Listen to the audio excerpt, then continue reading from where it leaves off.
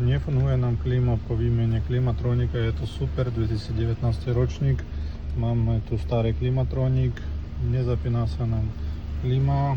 Ideme si pozrieť, máme chybičku B109E, to je prvé štartovanie klíma kompresora.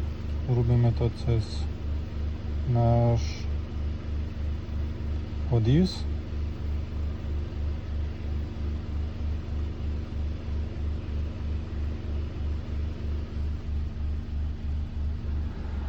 Vidíme, začal sa tento proces prvého štartu.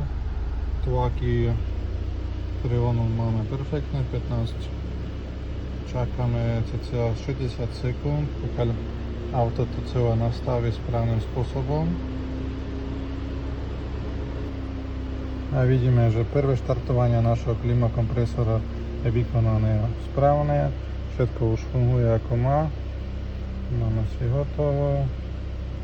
Zavrieme to, pozrieme sa na klimatronik a už klíma nám ide.